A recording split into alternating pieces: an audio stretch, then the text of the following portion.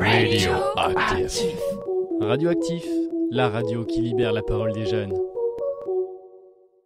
Bonjour tout le monde et bienvenue sur Radioactif, ici Victor, volontaire d'un service civique. On se retrouve aujourd'hui pour les chroniques du lundi en compagnie de Logan, Anastasia, Inès et Zilan. Alors Zilan, de quoi vas-tu nous parler aujourd'hui? Bonjour. Aujourd'hui, j'ai décidé de continuer d'évoquer l'univers des séries, mais ça ne sera cette fois-ci pas sur une série d'horreur à proprement parler, puisqu'il s'agit d'une série américaine mêlant la comédie, l'enquête criminelle, le drame et le mystère. Si avec toutes les informations citées, vous n'avez toujours pas compris de quelle série il s'agit, eh bien je ne vous en dis pas plus, on enquêtera ensemble là-dessus. Ok, super. Anastasia, de quoi vas-tu nous parler aujourd'hui? Moi je vais vous parler de la célèbre Amy Winehouse. D'accord. Logan? Aujourd'hui, je vais vous parler des débris spatiaux. Super. Et Inès? Bonjour, moi aujourd'hui je vais vous parler de la chaux qui est utilisée en maçonnerie depuis des siècles. Et moi je vais vous parler de l'écrivain Lovecraft. Je laisse maintenant le micro à ma collègue. J'aimerais vous conter l'histoire de la série Only Murders in the Building. Mais premièrement, qu'est-ce que Only Murders in the Building? Eh bien, il s'agit d'une série plutôt récente car elle est sortie en 2021 sur Hulu et Disney+, et possède actuellement 3 saisons, bien que la 4e saison soit en cours de réalisation. Elle fut imaginée par Steve Martin, qui est également l'un des personnages principaux de la série.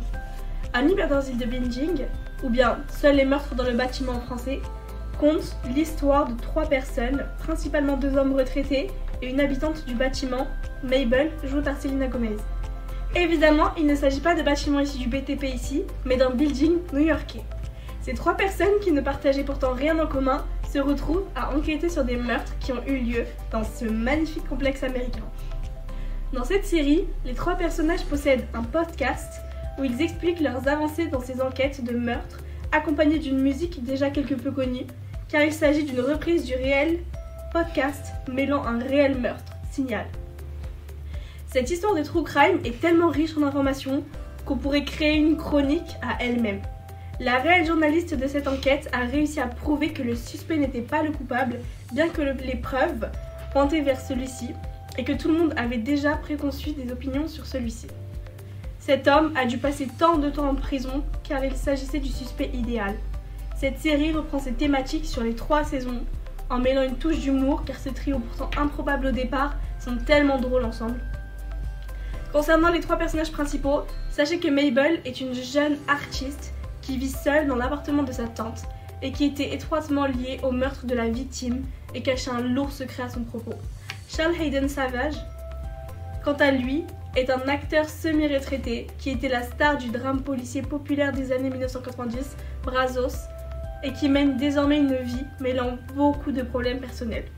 Enfin, le personnage principal de la série, le plus drôle, Olivier Putnam, réalisateur de Broadway, ambitieux mais en difficulté financière.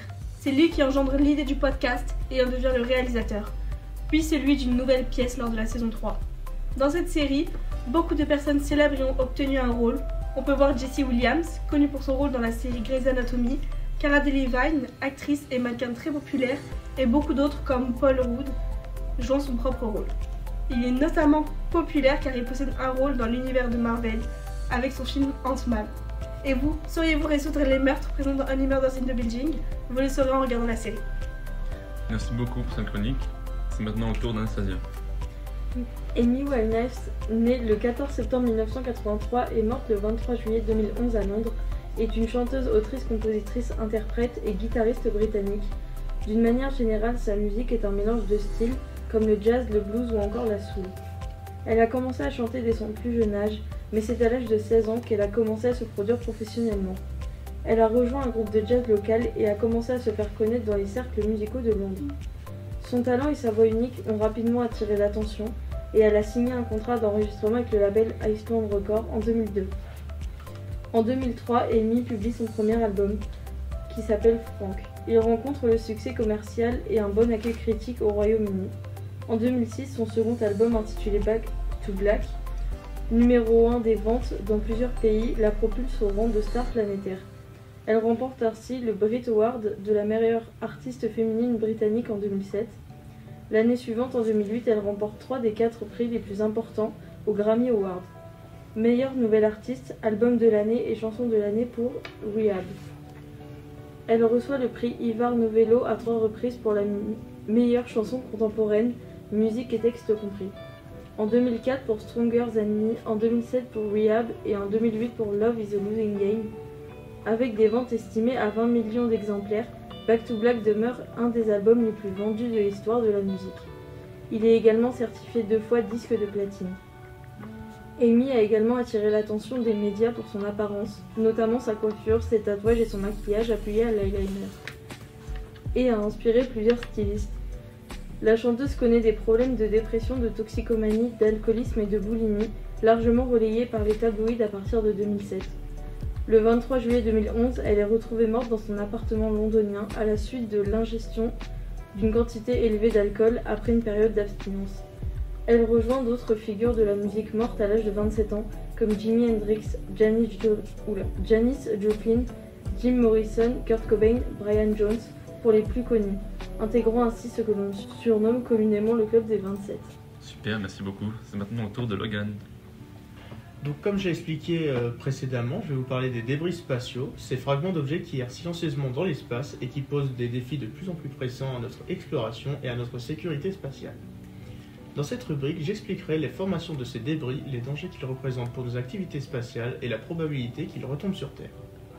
Donc les débris spatiaux ont diverses origines, mais ils proviennent principalement de 2 sources. Tout d'abord, les collisions accidentelles entre objets spatiaux en orbite, comme des satellites ou des étages de fusées, mais également lors d'explosions et de collisions entre divers objets, ce qui crée un nuage de fragments dispersés. Ces collisions peuvent être le résultat de défaillances techniques, d'erreurs de calcul dans les manœuvres orbitales ou même de débris spatiaux préexistants. Deuxièmement, la mise hors service intentionnelle de satellites et d'engins spatiaux peut également générer des débris.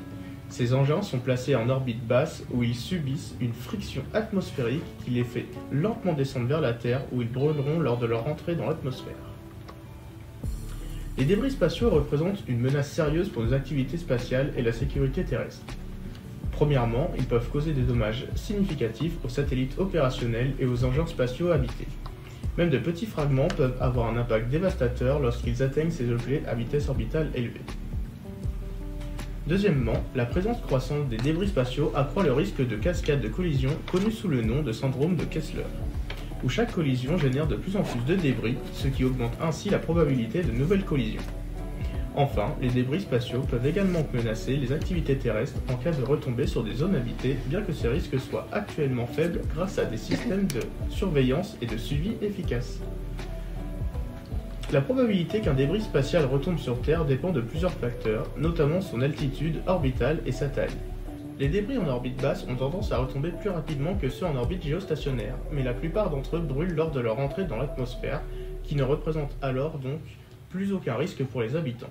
Cependant, il existe toujours un risque résiduel que des fragments plus massifs survivant à la rentrée et atteignent la surface, bien que ce risque soit géré grâce à des systèmes de surveillance et d'alerte précoces.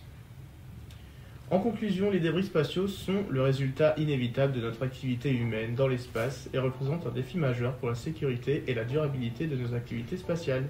Comprendre leur formation, les dangers qu'ils posent et les risques associés à leur retombée sur Terre est essentiel pour le développement des stratégies de gestion, et cela permet d'avoir des stratégies plus efficaces pour préserver notre environnement spatial pour les générations futures. Ok, super intéressant. On passe maintenant à Inès. On va retracer l'histoire de la chaux à travers le temps. La chaux est utilisée depuis des millénaires par de nombreuses civilisations dans les 4 coins du globe. Le mortier de chaux est présent dans les vestiges des constructions de la Chine impériale, l'Empire romain, la civilisation mayenne ou encore la Grèce antique. La chaux a continué d'être largement utilisée dans la construction du Moyen-Âge jusqu'à la Révolution industrielle. À partir de cette période, elle a été progressivement délaissée au profit du ciment. Cependant, la chaux a continué à être préférée en milieu rural, car c'est moins cher et plus adapté à la pierre. Au fil du temps, la pierre a été remplacée par le parpaing et la brique, et le ciment a fini par s'imposer. La chaux est utilisée en maçonnerie depuis des siècles. Les mortiers à la chaux permettent de réaliser des enduits, monter des murs, sceller, coller et jointoyer les matériaux traditionnels et écologiques. Naturelle, aérienne ou hydraulique, en badigeon ou en mortier. La chaux est aussi appelée chaux naturelle et probablement le plus ancien des liants utilisés en maçonnerie. Son usage remonte à la haute antiquité et se poursuit jusqu'à nos jours. Incontournable en maçonnerie traditionnelle et en restauration architecturale, la chaux est tout aussi utilisée en construction écologique. De ce fait, elle a un rôle très important à jouer dans les années à venir. Mais qu'est-ce que la chaux ? La chaux est une poudre minérale riche en carbonate de calcium et en moindre mesure de silice, de fer et d'aluminium. La chaux est aussi un liant comme l'argile, le plâtre ou le ciment. Elle est obtenue à partir de l'enfournement de pierres calcaires à très haute température pour être ensuite broyée. Elle est obtenue par cuisson de calcaire à 900 degrés pour la chaux aérienne et entre 1250 et 1350 degrés pour la chaux hydraulique. Le résultat est une fine poudre de couleur blanche appelée de la chaux vive. Elle a la particularité d'être très absorbante en eau. En lui ajoutant de l'eau, la chaux vive devient de la chaux éteinte. En mélangeant avec du sable, on obtient du mortier de chaux. En fonction de la composition des pierres utilisées pour obtenir la chaux, elle peut être aérienne ou hydraulique. Nous avons différents types de chaux, de caractéristiques et d'utilisation. Qu'il s'agisse d'enduire un mur, de maçonner un muret ou encore de refaire les joints des pierres apparentes, la chaux doit être choisie selon son usage. En effet, ce liant minéral a des propriétés différentes selon sa nature et en fonction des mélanges réalisés avec d'autres composants. Il existe deux principaux types de chaux naturelles, la chaux aérienne et la chaux hydraulique. La principale propriété qui différencie l'une de l'autre est le mode de séchage. Quant à la manipulation de la chaux, notamment de la chaux vive, des précautions s'imposent. En effet, la poussière de la chaux est irritante, il est donc primordial de se munir d'un masque, de lunettes de sécurité et de gants de protection. Nous avons la chaux aérienne, aussi appelée chaux grasse ou fleur de chaux, qui est obtenue à partir de pierres calcaires pauvres en silice. La chaux aérienne durcit au contact de l'air. Ce type de chaux est idéal pour réaliser des travaux de finition, alors que la chaux hydraulique contient moins de 95% de calcaire et plus ou moins d'argile. Plus il y a de l'argile, et plus la chaux sera hydraulique. A la suite, continuons d'utiliser les anciennes méthodes en maçonnerie pour la durabilité dans le temps. Boum. Merci beaucoup pour cette chronique fascinante. Maintenant à mon tour. Alors, Howard Phillips Lovecraft, né le 20 août 1890 à Providence aux États-Unis, est un écrivain américain dont l'œuvre a marqué l'horreur et la science-fiction. Peu reconnu de son vivant, il a influencé des auteurs tels que Stephen King. Lovecraft grandit dans une ambiance stricte et puritaine. Son père, décédé alors qu'il avait 3 ans, était un commerçant ambulant.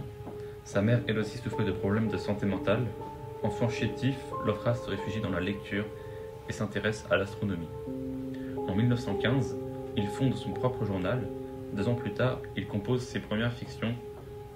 À la même époque, il commence une correspondance intense qui tiendra jusqu'à la fin de ses jours avec d'autres écrivains de son époque. En 1928, Lovecraft publie sa nouvelle emblématique, L'Appel du Cthulhu, qui ouvre la voie à un nouveau style dans l'horreur.